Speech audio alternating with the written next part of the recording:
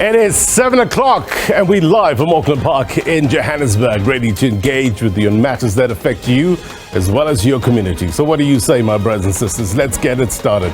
It's Topical starts right now.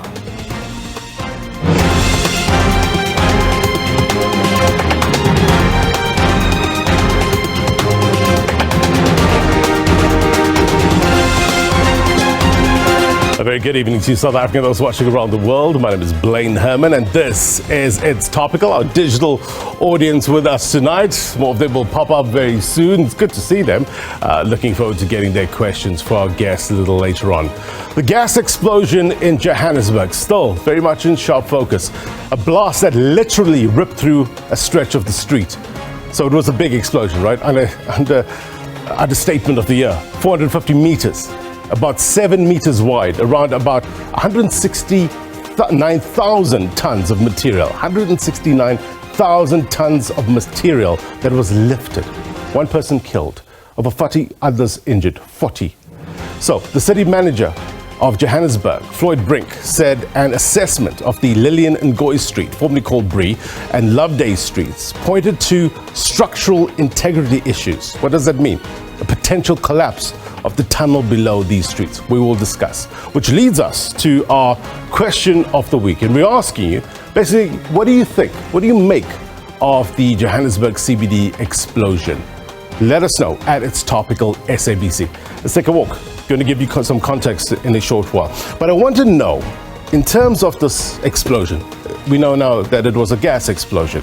What sort of lessons can other provinces learn from what happened in Johannesburg? It left one person dead and 40 others injured. Send us your thoughts at It's Topical SABC. Perspective coming up. Now time for your roundup.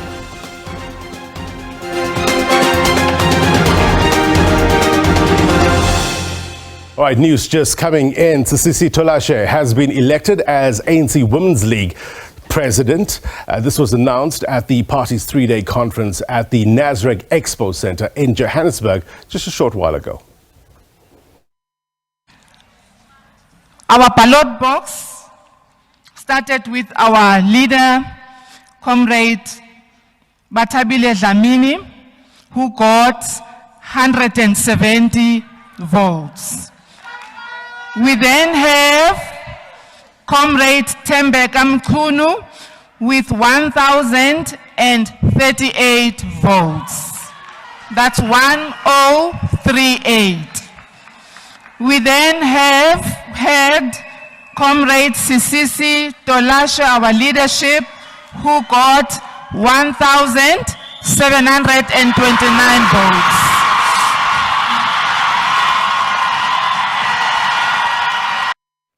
All right, that just happened moments ago. Our reporter, political reporter Natasha Perry is on seat for us. She will join us if there's any developments. We'll bring her here live. News first, as always, on It's Topical. But first, to our main topic of the night.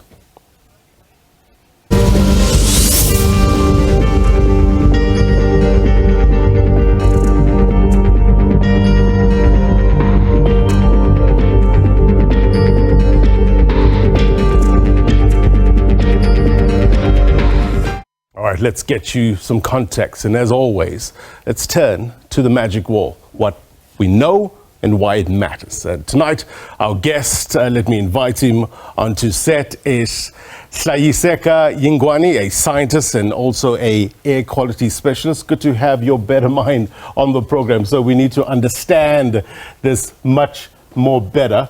But let's firstly start off with this. What happens underground, right? What lies beneath? I know it sounds ominous, but it is important for people to know what's beneath the surface, what drives the city. Talk to us about this. Good evening. Thanks for having me this evening.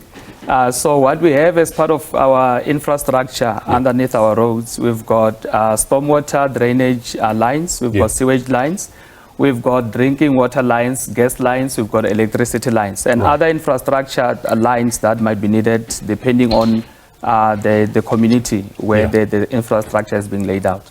So, it must be noted, I was reading a statement from Igoli Gas, and they were saying that their pipes are on the side, the road servitudes, right? On the sides of the road. Is that where normally these gas pipes lie? Yes, so there is, I think it's for convenience, them to be away from the road. You put them on the sides, but it's not necessarily a rule. Right. So you could lay them as long as it's safe to do so. Right. Yeah. So I want to talk a bit about this, right? The gas. We were on scene when it first happened. SABC News was there. I was there as well. Immediately when I got to scene, I smelled like this rotten egg smell. Later on, I was told it could be hydrogen sulfide. Talk to us, and I think we can use this as an educational tool as well, for people who are dealing with gas, who smell something and don't know what to do. What sort of smells should you look out for? What does it smell, first of all? If you're at home, should you evacuate? Just give us the do's and don'ts. So maybe to start with the gas that we use for cooking, that's running underneath our roads. That's either LPG gas or natural gas. The gas itself, it's more than 60% methane, and methane doesn't smell. Okay. It doesn't have a color, so it's odorless, so you cannot see it. But what they do on the gas lines that are used for cooking, there's an additive they use. I can't remember the name now, but it's a compound of butane that gives it a smell. Right. So that when you can detect a leak. So you can detect a leak. Right. But what you are alluding to by the smell of rotten eggs, which is hydrogen sulfide, doesn't get put on the gas lines that are used for cooking, because hydrogen sulfide is dangerous. Right. It's toxic to people. It actually can cause you to suffocate. Right. So when you smell hydrogen sulfide, you're most likely dealing with gas from a sewage line. Right. And that's called natural gas as well. It's got high methane, and the hydrogen sulfide is formed as part of it as a natural process, and that's what you smell. So when you smell the sewage gas, which is more than 60% methane, you're actually smelling the traces of hydrogen sulfide. So say, for instance, you smell that at home or in a confined space. Should you leave immediately? Or is there time to look for the leak? What should you do? I think the safest thing to do is to open the windows, make sure it's ventilated, and make sure you switch off your electrical appliances. Right. Because any spark can cause the gas to ignite. Right. Yeah. All right. Let's have a look at other issues at play and possible scenarios as well, right? These were floated around a couple of days ago. With regards to the ignition of methane gas in underground stormwater systems due to sewage ingress. Also ignition of natural gas mixed with oxygen. That is the point of this gas mixing with oxygen, and it reaches a critical mixture, isn't it? Yeah. That's very dangerous, and anything can spark it, even your cell phone, correct? That's correct. Yeah. I think it's important to mention the gas that if you have the explosive concentrations of methane are between 5% and 15%. If you have anything below that, it will just burn. And if you have anything above that, which is what we use for cooking, it burns. It doesn't explode. Right. So you need a concentration of between 5 and 15%, and you need oxygen, because oxygen is a fuel. Even when you make fire, you need oxygen to ignite. So I think it's important when you're looking at that to say, what is the concentration of gas that we're measuring there? And that will give an indication if it's where it's coming from. I just want to give the viewers a sense of what we're looking at here. This is Nasrec. This is where the ANC Women's League Conference, we know that the new president has been announced. The ANC president is there as well. We're keeping a close eye on developments there as and when there are important developments for you. We will take you there live. That is live from Nasrec as we speak, but we will carry on with our discussions in the meantime. So this is the plausible explanation. So what we know and what was said from Johan Le Grange was that it was a pure gas explosion, but the source is still unknown. I think that's where the investigation needs to be done. Yeah. So we're almost certain that it's a gas leak, but the source of gas could be anything really. So it could be a leakage into sewer. It could be from a pure sewer line. Right. It could be I think one of the points that have not been visited, it's Joburg is sitting on top of old mines, and old mines also produce gas, methane. Right. And with the seismic activity that has been happening, we might be having leakage of methane from underground that is accumulating in some of these tunnels and causing an accumulation for explosion. Yeah. DMRE released a statement saying that there are no old mines in the Lillian and Goy Bree Street surrounding areas, right? That's what they say. I want to talk to you about the dangers of illegal mining in general. This was a report back in 2018, Sunday Times report. Very interesting, right? And they were talking about how Transnet and Sasol were warning of illegal mining, blasting within meters of highly flammable gas fuel lines. They were talking about the issues here as well. They mentioned M1, M2 highways, also very scary. Is this where you have a 90,000 capacity stadium? Talk to us about the dangers that this poses. The dangers that this poses, first, to the people that are doing it is dangerous because there's gases.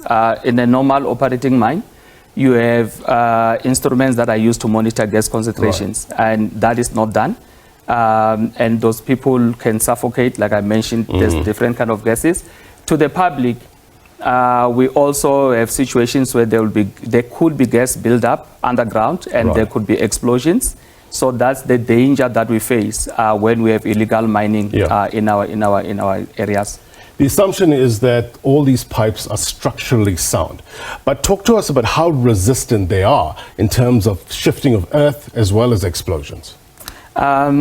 I'm not an expert with structural engineering. I think I'll leave it to the civil engineer. More but details, I believe they factor that in when they do their design of the infrastructure. All right. No, it's good to have your perspective. Thank you very much indeed. Value added, as always. Look, it's important to understand the issue of gas, what you're smelling.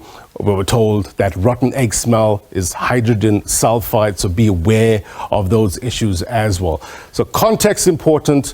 We're going to further discuss this in terms of the structural integrity of some of the underground infrastructure. We're going to come back to that in a short while. Look, it's a story of frustration, agony, as well as loss. Here is how survivors, as well as the deceased family, remember one person killed, families shared their ordeal following the Joburg CBD explosion. Take a look.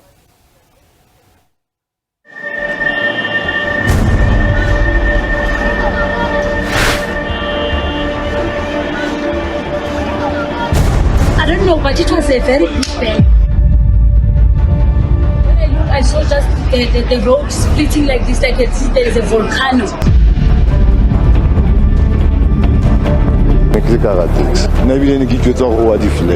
So then I've jumped in next to look at that gap. I went now. When I like the sharp, a Blue light? Yeah, blue light. I thought South Africa is falling down because the way it's happened, if you are here, you wouldn't even think we're going to survive it.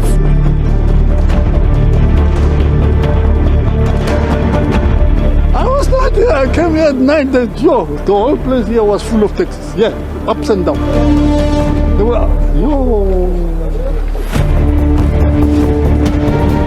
I'm shaking, like I don't feel safe. I was in the car and I heard the explosion. I was in the car? Yeah. I was trying to cross the road, as you can see. I feel traumatized. Friends and family of the 34-year-old Malawian man who died in the CBD explosion on Wednesday gave chilling details of how they found out that he had died. We started calling, he was not answering. Then around 1 o'clock a.m. the following day is when someone answered the phone. They said, I'm a policeman, your brother has died, was involved in the accident in the police speech. To remain in a critical condition in hospital, 8 of the 48 people who were injured are still receiving medical attention at different facilities across the city. Most of the injuries are typical of this mechanism. So you have a lot of soft tissue, muscle type, as well as fracture type of injuries. Several businesses in the Johannesburg CBD remain closed, at least for now. It's taken massive toll on the businesses, and at the moment, we're going to struggle to keep the doors open. I mean, some of the staff are even worried about their jobs.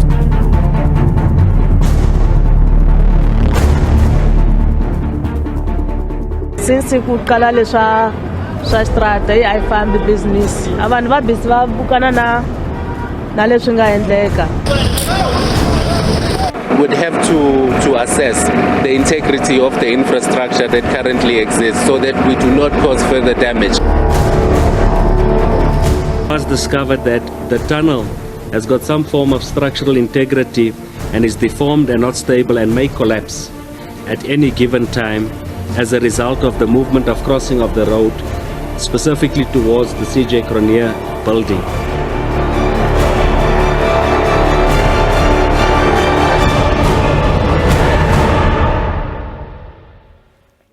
All right.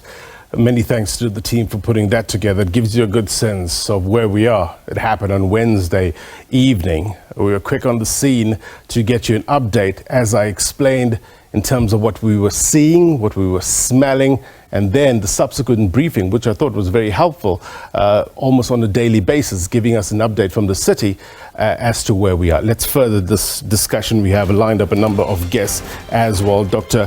Phathutshedzo Khangale is a senior lecturer at UJ's Department of Chemical Engineering Technology. Good to see you, Doc. Also, Johan Le Grange, appreciate your time. We've seen your face on the screen all too often this week, but it was, as I say, very important to keep the residents up to date. We also have a digital audience. We're going to go to them as well in a short while. Just a reminder, we're also keeping an eye on what's happening in Nasrec. ANC President Cyril Ramaphosa scheduled to speak. As and when that happens, we will take you there in a short while. We'll take you there live. Let's further this discussion. To you first, Johan. So we know, and to use your word, it was a pure gas explosion. Do we know the source at this stage? We are not sure about the source as yet. All the Igoli gas lines have been terminated, and we found 2 asbestos lines that's actually used as sleeves for electrical conduits that is still feeding pure methane gas. Right. And the source of that is unknown. So we are still busy with analysis. We took samples to analyze the content of the gas. Right. So 2 asbestos pipes were found with cabling inside. One had cabling, right. The other 2 are empty. They normally use it for electric pipes, and it's feeding off from somewhere. So we've been searching the source of that gas. Right. Was the city aware of that pipe, those 2 pipes? Yes, they're aware of it. It's just normal pipes. They're not supposed to contain any gas, however. Right. The other one was, you said it was a discovery of the old gas line. Talk to us about that. Has it been located? What's the latest? The thing is we share almost data as it come, and when I went to site and confirmed it, we discovered it was wrong information. It was actually asbestos lines. It wasn't part of the old Joburg line. Right. I'm going to come back to this discussion, Doctor, as well. The President, ANC President Cyril Ramaphosa, has just taken to the lectern. Let's listen in live to Nasrec for the ANC Women's League Conference. The new president just being announced. Amandla! Amandla! Viva ANC, viva! Viva COSATU, viva! Viva SACP, viva! Viva Sanko Mailogi Vuga, viva! Phambili nge-ANC Women's League phambili. Roar, young lions, roar. Forward with the Veterans League, forward. Amandla.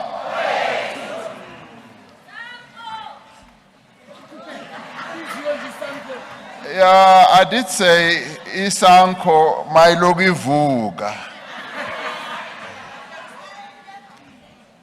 Comrade President, newly elected President of the ANC Women's League, Comrade Sisisi Tolashe,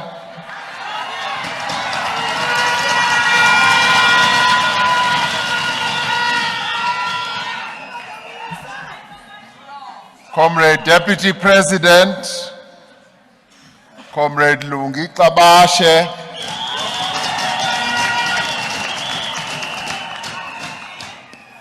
Comrade Secretary General, Comrade Nogutula Ngaba,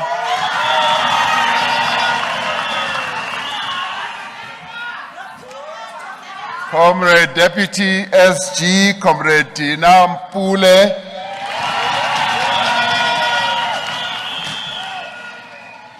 Treasurer General, Comrade Maqueen Letsoha Matai,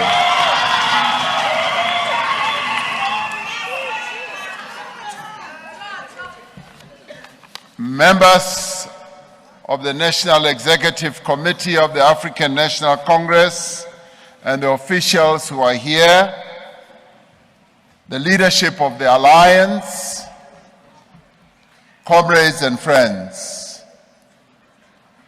It is indeed a great honor and a privilege to have this opportunity to address the closing session of the 13th National Conference of the ANC Women's League. Let me start off by congratulating all of you, comrades, for holding a very successful ANC Women's League conference. You are on the cusp of concluding your conference. Yes, indeed, there have been challenges, but you have overcome those challenges, and I congratulate you for that. And I'd like also to say those comrades who contested for elections to be members of the top 5, I'd like to thank you in advance for accepting the results of the elections. This is what we do in the African National Congress. We contest for elections democratically, and when we don't succeed, we rally behind those comrades who have been elected, and they become our leaders. So I'd like to call upon those comrades who contested to rally behind the leaders who have been elected. You are in a little while going to start nominations for the National Executive Committee. And once you have concluded the nominations, I do hope and trust that you'll be able to exercise your votes once again and emerge with a fully fledged National Executive Committee of the ANC Women's League, which will take the ANC Women's League forward. The ANC Women's League is the largest women's organization in the whole of South Africa. That is one thing you should be proud of. Your organization spans the entire country from wall to wall, from the north to the south, from the east to the west. There is no organization of women that can rival the African National Congress. Ke lona fela, nini kuphela. As you conclude your conference, you do so on the eve of the Women's Month, which commemorates one of the most memorable contributions of the women of our country to the struggle for liberation, the Women's March of 1956. This conference was privileged to have been joined by one of the leaders of the Women's March, Isitwalandwe Siaparangwe, Umama Usofi de Brain. together with leaders like Umamu Lillian Goyi, Rahima Musa, Helen Joseph, Mam Sophie de Brain, and thousands of women, confronted a powerful and oppressive adversary by marching onto the union buildings to deliver the demands of the women of South Africa. That march is so well memorialized at the union buildings, and each time we have heads of states visiting our country, as we receive them, we take them through the memorial symbol of that march, which is represented in two rocks, one being a grinding rock and one being the base.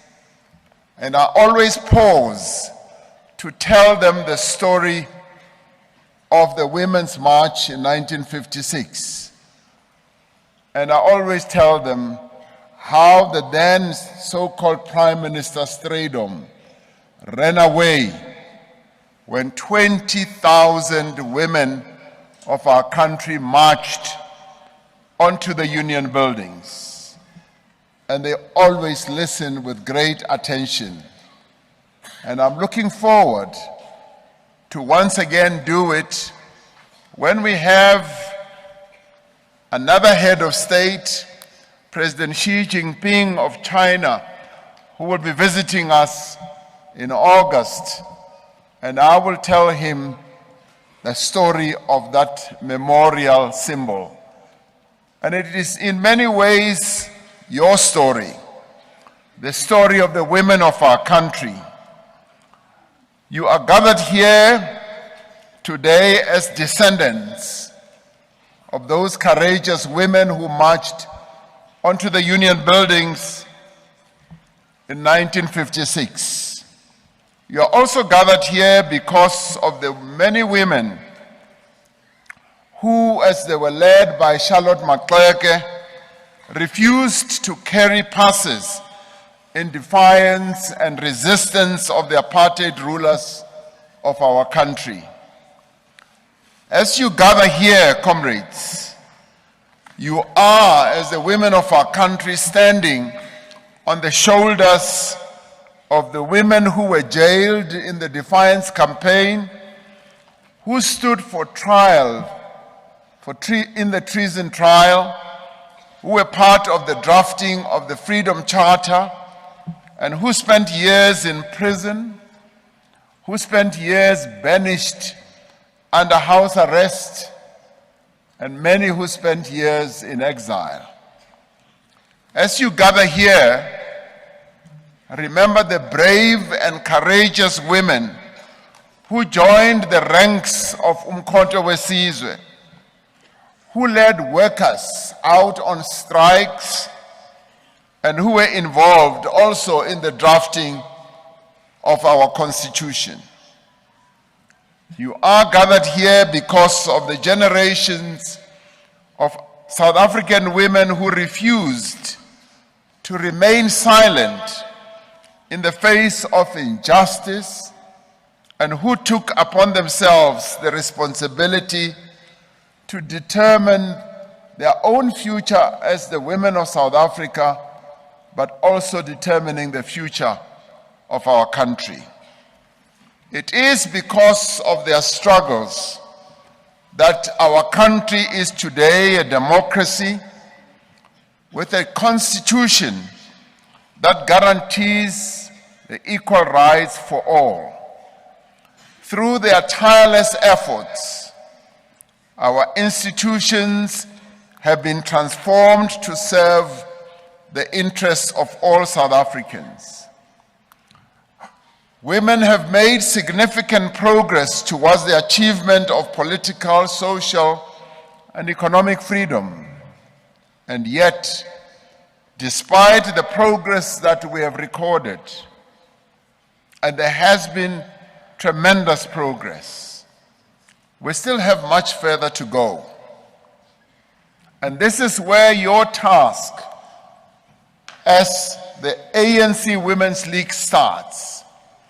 And I want to touch on the 10 tasks that I believe that you, as members and as leaders of the ANC Women's League, need to take upon your shoulders to improve the lives of millions of the women of South Africa.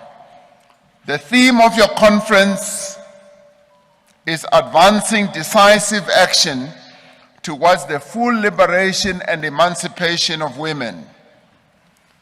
Just as a non-racial society is not possible without radical social and economic transformation, a non-sexist South Africa is not possible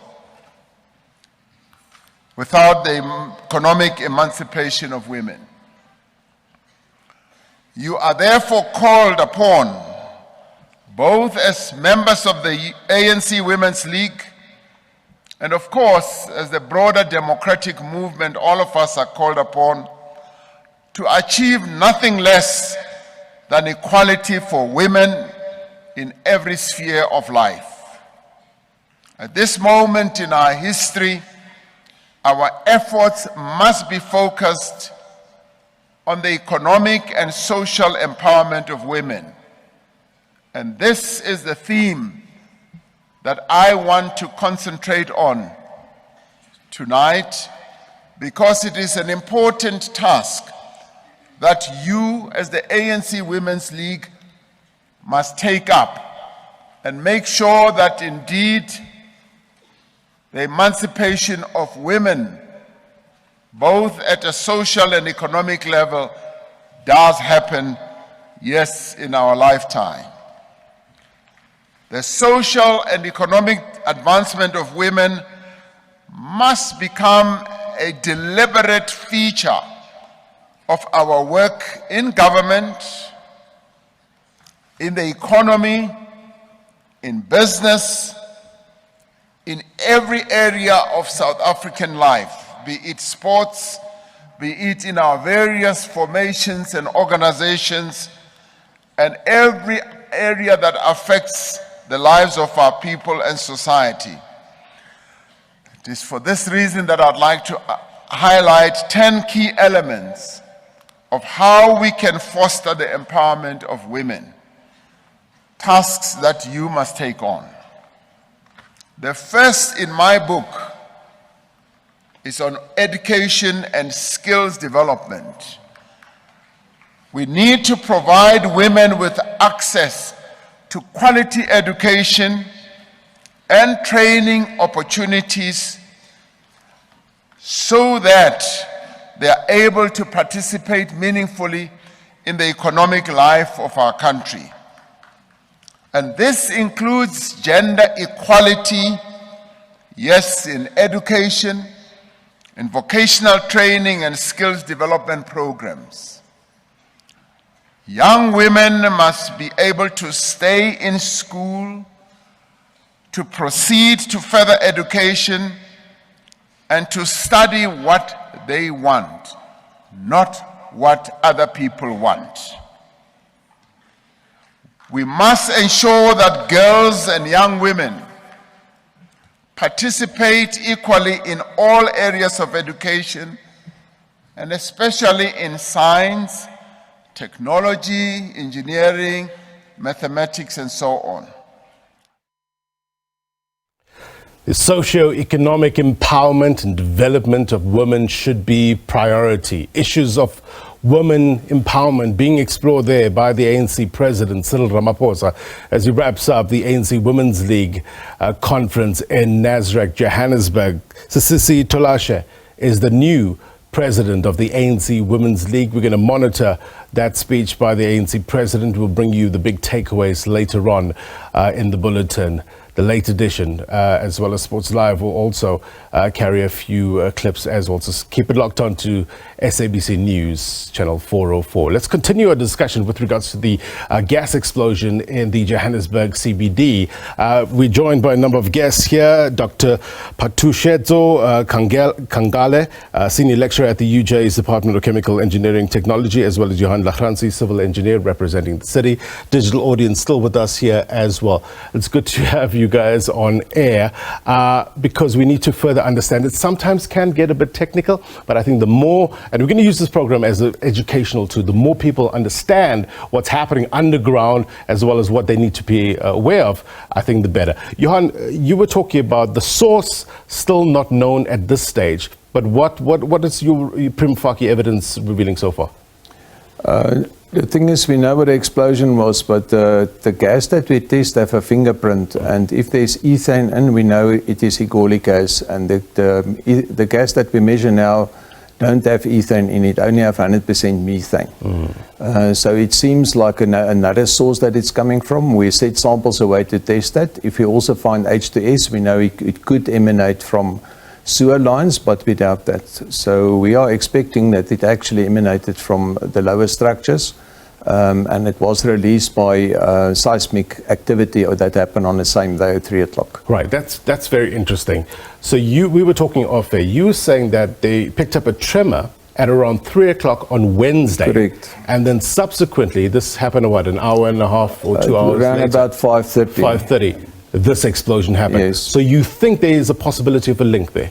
We suspect that may be the source of the methane, and we have to investigate that. So we try and sample that. The original methane have been consumed by the explosion, but we still have a feed of methane in that conduits, and we're trying to find the source of that, and that's pure methane, which nobody's supplying us at the other stage. Dr. Khangale, more and more in Johannesburg especially, we're hearing about tremors from what you heard from Johan. What do you make of the situation? Thank you, Blair, for giving me the opportunity. In my view, because Igoli gas is saying that their pipes actually are fine, it is less likely that the explosion was actually caused by the gas that was coming from their pipe, or explosion was coming from their system. And also, as Johan has just confirmed, that they are actually at this stage not measuring any of the gas that Igoli gas is actually transporting in that section of the pipe. Chances are, if it was actually coming from their side, it would have we would have get some traces from that. And the other interesting thing here is Igoli gas released a statement to say their pipes are running on pavement. Yeah. And the explosion was only observed on the surface of the road. That is actually very interesting, because how do you now link that to the gases which are being transported on the pipe? And also, I think few hours later, they were also still confirming that they have not lost pressure, because it was going to be easy if, or one would have expected that if your pipe is blown up, you would have lost pressure one way or the other. Yeah. So that was not the case, and that on its own could actually mean that the gas that is being transported by through the pipes is less likely to be the cause, unless maybe if there was a leak, which in my view, I think they would have detected the leak. How would they have detected the leak? Even if it's a small leak, they were going to have some fluctuation in terms of the pressure. Right. So normally when the piping system is designed, one will have instruments to measure the gas pressure throughout in various points in a pipe. And is this happens in real time? I mean, is there somebody monitoring real-time data that's coming through with regards to gas? It should give you some feedback, there should be someone in the control room, ideally, monitoring that, and there are some form of alarms normally that would be located to warn you, because obviously you won't be physically there. There need to be some form of alarm to warn you, to say, just like your vehicle, if you lose tire, like a tire pressure on your car, even if it's not visible through your naked eye, you will still get a warning. That is actually transmitted through the instrument that are actually used to monitor tire pressure. So the same applies in this case, to say, if you have a gas pipe running through for a certain distance, you would have those instruments to monitor. And if there's a leak, if your pressure, say for example, is 2 bar that is running there, it will not be 2 bar. And the way engineering or piping system is designed is that you have the instrument that actually gives you feedback to say where, like when there's a fluctuation, it wants you to say pressure level is low or high. And in that case, if it's too high, you would, one way or the other, have to use some relief valve, which I think, if the engineering design is not compromised, they would have such in the system. It's very interesting, and I want to use this discussion to, maybe other people watching in other major cities as well might have the similar issue. So we need to pick up where we can improve in terms of the situation. I'm sure there's many questions. Let's go to our digital audience, give them a chance to ask a question or your comment. Austin, let's go to you first. Austin, if you can unmute, welcome to It's Topical. Thank you very much, Blaine, for having me tonight, and good evening to the viewers. So with regards to the Joburg CBD explosion, my question is, how long will it take, avoiding it being prematurely, to determine what was the real cause of the explosion? Because now it will make the Joburg residents to be anxious for the future. Right. Thank you, Austin. Maybe let me throw that to you, Johan. And you see this explosion has a number of ripple effects, economic ripple effects, informal traders, shops closed, loss of income. People want to know, when are you going to get an answer for us to Austin's question? Yes, I think the priority was that we isolate the Egoli gas, and we found this leaking light that we have now. So we will actually have traced it down a block up, and we'll block it. And we can then start with the recovery process from under. The moment that the gas levels is low enough, we can open up, see what the damage is, and repair it. And then start with preventative measures, that tunnels in future will be ventilated, that you can't build up to explosive levels. That is one of the weaknesses. It's a very old tunnel. It was covered out by a road, and it wasn't proper ventilated. And that is the only reason that it could build up to a level where explosive gas levels could have been done. When will the area be declared safe? Correct me if I'm wrong. I heard the city manager saying that once you remove the rubble, or only when the area is safe, then you can remove the rubble. And this will be done by hand, because you can't take heavy vehicles there because of the risk of collapse. In this day and age, is there no other way to do it other than by hand? No, we will definitely use mechanical equipment. I'm a civil engineer by trade as well, so we will just look at the side walls where they're unstable. You can look at a picture on the TV itself. Right. As long as you don't come near to that, we will use either cranage and hands and people to lift it. Right. It looked like clamps that you will lift it, so we are going to mechanically remove it. Okay. We wanted it to be safe already by yesterday. It was clean, and this morning that small lines start purging again. Okay. So once they have been sealed, most likely by tomorrow, then we will be able to declare the area safe to continue with work. Can we expect electricity and water back in the area? The first work that need to be done that we have determined already, there's water lines on both sides, but crossing the explosion, so they have been ruptured. So the moment they can work, we already yesterday marked out the lines. They will actually cut and seal that, excavate, cut and seal that. And the sewer lines have been inspected. That's intact on the southern side. The western side at crossover, we must see if it's above or below the tunnel. Right. All right. So that could be restored within a week. Electricity, we must then determine what cables have been damaged by the debris that actually fall onto it, into the tunnel. So we still got a few more days before everything is back to normal. Yeah. Let's go to Zita and then Al Komane. Zita, to you first. Your question, comment? Oops, it seems that we're having an issue with Zita. Just try one more time, Zita. You unmute, yeah? All right, it seems that we're having let's try Al Komane. If you can unmute, Mr. Komane. All right, it seems that we're having a bit of an issue with regards to our digital audience. We'll try to bring them back. Let me get a sense. Look, Johannesburg, old city, late 1800s to now. Layers have the modernization of the city.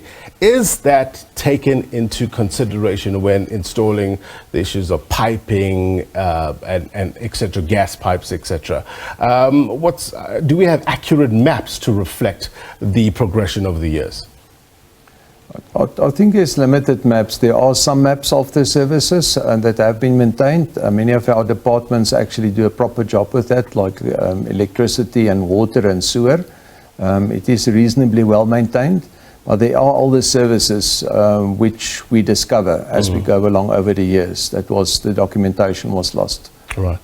I did see the press briefing that said that the buildings in the area were declared safe. Doc, generally, how is that determined when you say that the buildings in the area are safe? Yeah, it would be difficult for me to comment on that, knowing that I don't come from a civil engineering background. Yeah. I come from a chemical engineering background. So I am not sure. Maybe. What about the issue of, in terms of the gas in the air? How long is it? How long does it linger, for instance? This happened on Wednesday. It is now Sunday. How long does it linger there? Does it pose a potential threat? Yeah, it depends. So if you look at this specific issue, if there's no continuous supply of that gas, you would expect it to have been diluted by now, because like you've got excess air, like it will be released to the to air. So it should be diluted by now if there's no continuous supply of that gas. Right. And from what we are hearing is that Egoli Gas has shut down all their pipes, unless maybe there are other pipes which are still running, which we are not informed of.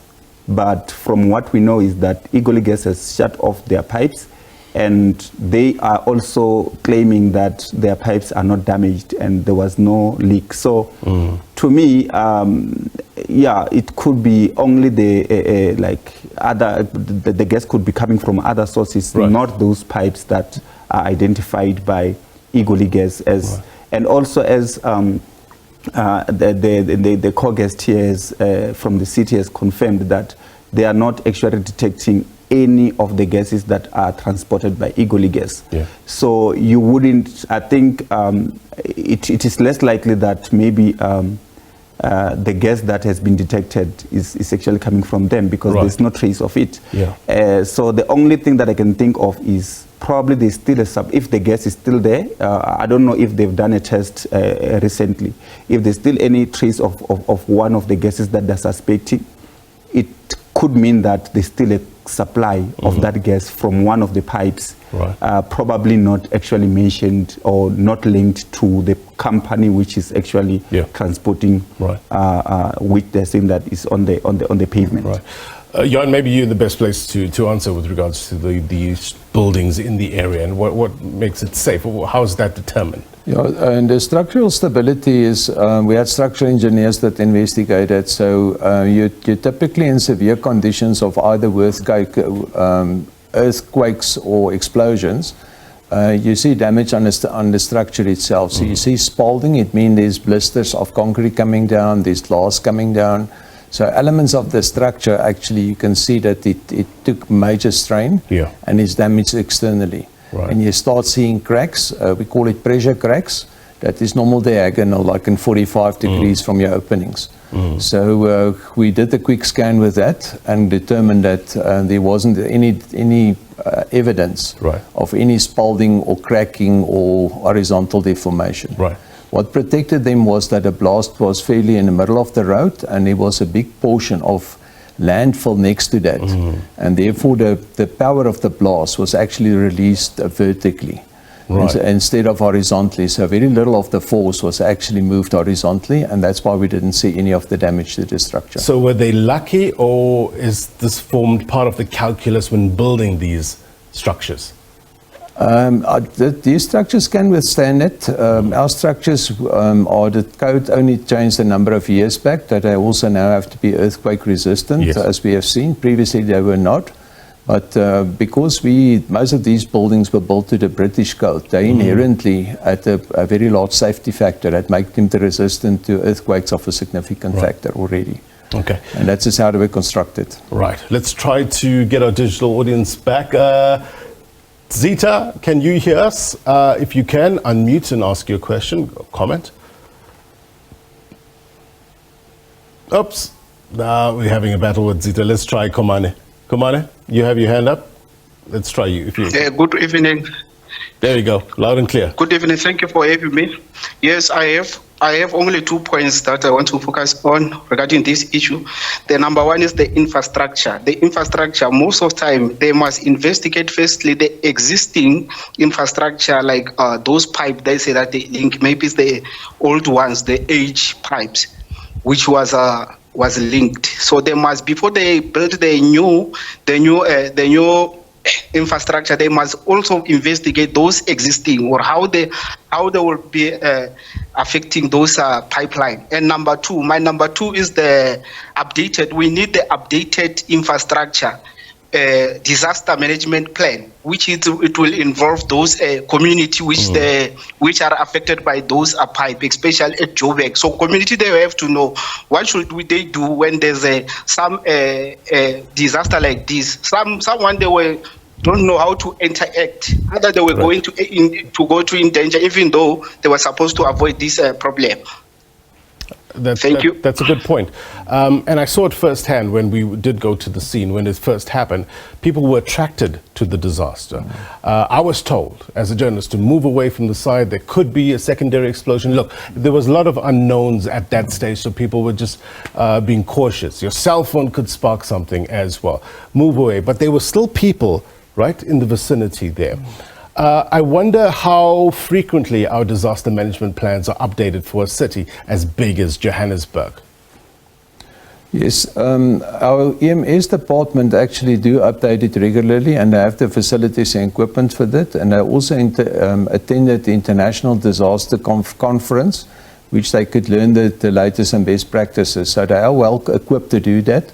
I think when the event happened, to mobilize your teams and get all the equipment aside within peak traffic is a major challenge. So the response was a bit slower than everyone expected. But that's a reality of trying to deploy a large number of people in a very short duration.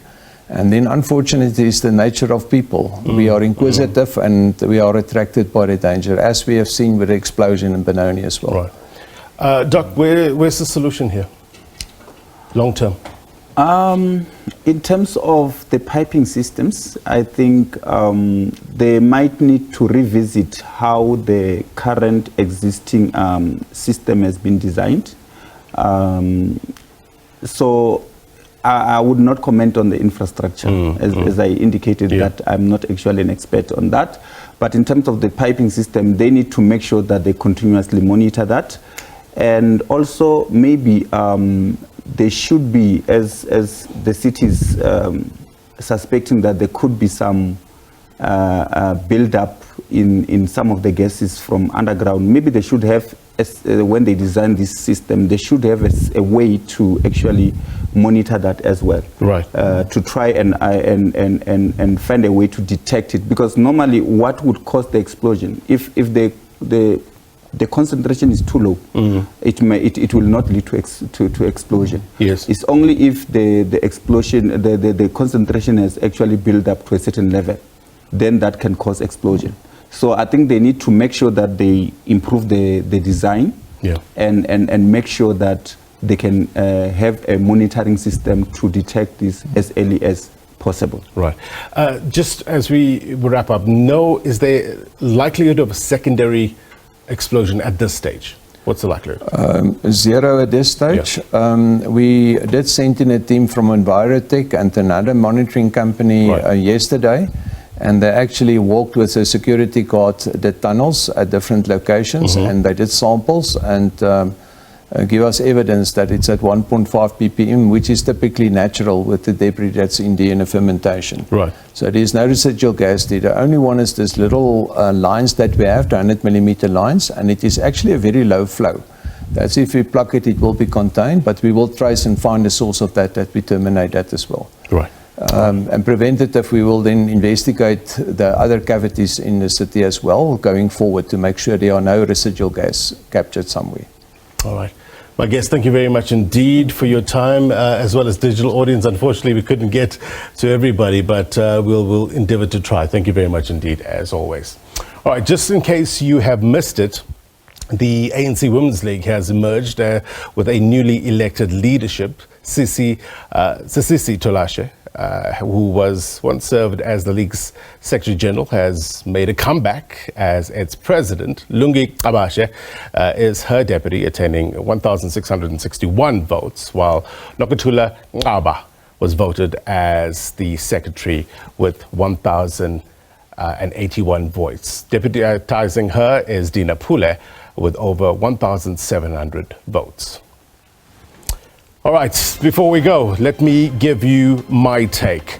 The SABC was one of the first news organizations on the scene of the Johannesburg CBD gas explosion, and I saw firsthand the fear and anxiety as well as confusion on people's faces. It seems the world is experiencing more disasters more frequently, right? And there's a spectrum of severity. How prepared are we? From cities to rural areas, do we have concrete emergency response plans to limit the impact of a disaster? Practical responses and evacuation methods. These are extremely important. Preparedness exercises needs to be conducted more frequently to sharpen response capabilities. So let's dare to prepare, because our collective fate will be greatly influenced by what measures are put in place ahead of time. And that's my take.